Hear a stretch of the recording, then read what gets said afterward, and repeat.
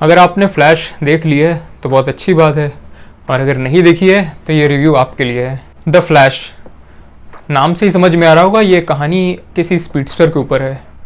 हाँ, मार्वल वाले और डीसी वाले फैंस को तो अच्छी तरह मालूम है, बट जो कॉमिक बुक के दुनिया में नए नए आए हैं उनके लिए मैं बता दूँ, फ्लैश डीसी वर्ल्ड का सबसे फास्टेस्ट ह्यूमन बीइंग है। एक्चुअली वो मेटा ह्यूमन है जिसको पावर मिली है बिजली के झटके लगने से।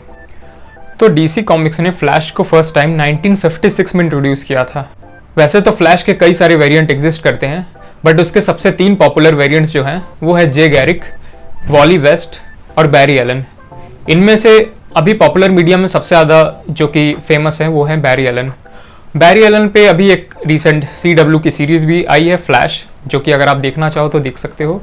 उससे आपको उसके कैरेक्टर के बारे में और भी ज़्यादा इन्फॉर्मेशन मिलेगा, जो कि एक मूवी में बता पाना बहुत हद तक पॉसिबल नहीं होता है।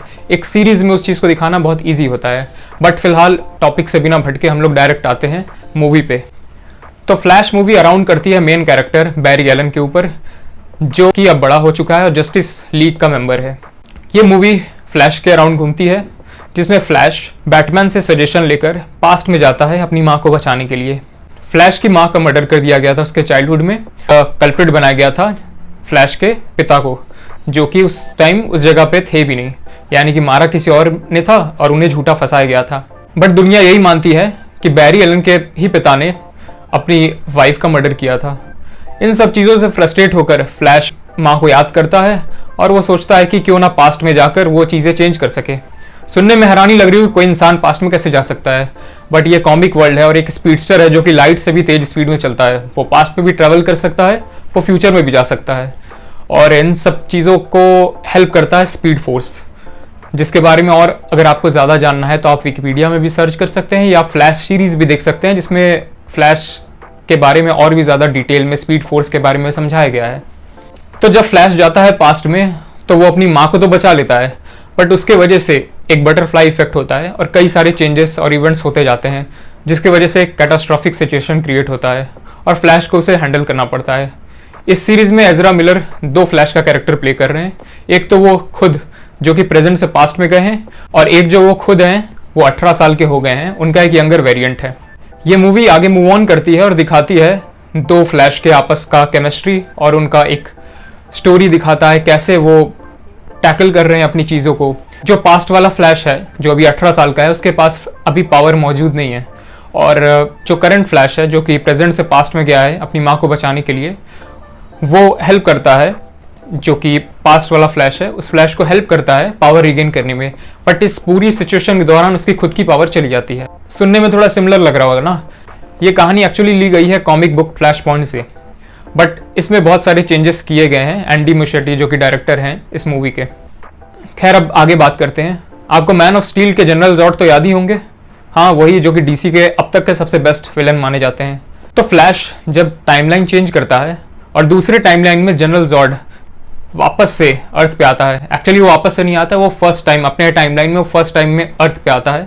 वो अर्थ पे आता है सुपरमैन की खोज में, बट ये क्या, अर्थ पे तो सुपरमैन एग्जिस्ट ही नहीं करता है, और भी कई सारे हीरो इस टाइमलाइन में एग्जिस्ट ही नहीं करते हैं। तो इस नए टाइमलाइन में जहाँ जस्टिस लीग का कोई भी मेंबर एग्जिस्ट नहीं करता है और इस दुनिया में शायद कोई मेटा ह्यूमन भी नहीं है, तो फ्लैश अब किससे मदद मांगे।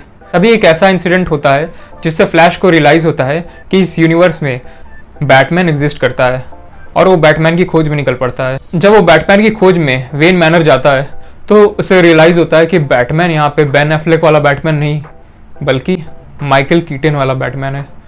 हाँ भाई, नॉस्टैल्जिक हो गए ना, ये वही पुराना बैटमैन है जो हम 90s के एरा में किड्स हम देखा करते थे। अब दोनों फ्लैश और माइकल कीटन मिलके सुपरमैन की खोज पे निकल पड़ते हैं, बट मालूम ये चलता है कि उनके टाइमलाइन में सुपरमैन एग्जिस्ट ही नहीं करता, बल्कि एक लड़की है जिसे रशियन आर्मी ने कैद करके रखा हुआ है, और फ्लैश उसे रेस्क्यू करता है।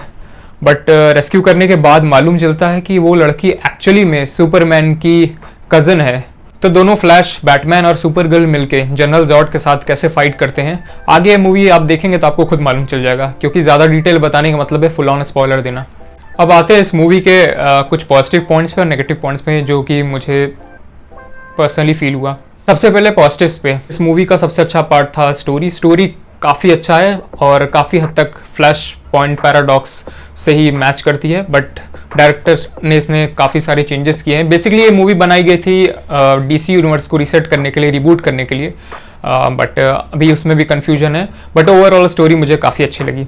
सेकंड पॉइंट, एजरा मिलर ने वाकई में काफ़ी अच्छा रोल किया है, गिवन उनके अराउंड काफ़ी नेगेटिविटी फैली हुई थी और वो काफ़ी केस उनके ऊपर चल रहा है इस करेंट मोमेंट में। इस पूरे टेंशन एंड इस पूरे नेगेटिव इन्वायरमेंट के बावजूद डीसी ने और WB ने, वार्नर ब्रदर्स ने काफ़ी एक अच्छा प्रोजेक्ट बनाकर दिया है। फ्लैश काफ़ी में अच्छा दिखता है और उसका एक बहुत बड़ा हाईलाइट जाता है साशा केले को, जिसने सुपर गर्ल का कैरेक्टर प्ले किया है, और including Ezra Miller, he was perfect. उन्होंने 2 कैरेक्टर को बहुत ही परफेक्ट ही प्ले किया है और ये मूवी काफ़ी कॉमिकली फ़नी भी थी, उसका भी पूरा क्रेडिट जाता है एजरा मिलर को। उन्होंने काफ़ी ज़्यादा लाइट मोमेंट्स भी दिए हैं मूवी को और सीरियस और इमोशनल मोमेंट्स भी दिए हैं, जो कि उनका सीन है अपनी मदर के साथ, वो काफ़ी इमोशनल फील होता है और वो काफ़ी हार्ट टचिंग फील होता है। आगे बढ़ते हैं थर्ड पॉइंट की तरफ। तो इस मूवी में बहुत ही ज़्यादा फैन सर्विसिंग प्रोवाइड की गई है। अगर आप डीसी फैन हैं तो आपको ये मूवी काफ़ी अच्छी लगेगी, क्योंकि इस मूवी में बहुत ही ज़्यादा कॉमिक्स के ही चीज़ें ली गई हैं, जो कि पुराने कॉमिक्स में पहले से प्रेजेंट थे और फ्लैश पॉइंट पैराडॉक्स में ही पहले से प्रेजेंट था। फैन सर्विसिंग में इंक्लूडेड है बहुत सारे कैमियो कैरेक्टर, जो कि आपको बहुत ज़्यादा अच्छे लगेंगे। अब आगे बढ़ते हैं नेगेटिव्स की तरफ, जो कि मेरे को अच्छे नहीं लगे। इस मूवी का सबसे बड़ा वीक पॉइंट जो कि मेरे को अच्छा नहीं लगा, वो था इसका VFX। ये मूवी अगर कई सालों से बन रही है तो मैं एक्सपेक्ट कर सकता हूँ कि इसका VFX, इसका ग्राफिक्स काफ़ी हद तक बेटर होना चाहिए था, बट मेरे को फील हुआ एज इफ कि किसी ये चीप सीरीज़ की कोई मैं कहानी देख रहा हूँ। द फ्लैश $200 मिलियन के बजट, बट ये मूवी देख के बिल्कुल भी नहीं लग रहा था कि इस पे इतना पैसा खर्च किया गया, स्पेशली VFX के लिए। इस मूवी के कई सारे सीन्स वाकई में काफ़ी अच्छे हैं, एक्शन पैक्ड है, काफ़ी अच्छा लगेगा आपको देख के, बट जगह जगह पे कुछ ऐसे सीन्स हैं जहाँ पे आपको कार्टूनिश फील होगा और आपको उसका VFX का मज़ा नहीं आएगा। सेकंड, मेरे को सबसे नेगेटिव पॉइंट लगी इस मूवी का विलन। इस मूवी का विलन एक वाकई में कमज़ोर फैक्टर है, एक वीक पॉइंट है। इस मूवी का विलन और इस मूवी का हीरो दोनों ही एक है, यानी कि फ्लैश, बैरी एलन। इस मूवी में जाता है पास्ट में और टाइमलाइन को पूरी तरह से डिस्टर्ब करता है, डिस्ट्रॉय करता है, और वही किसी तरह उसको ठीक करने की कोशिश भी करता है।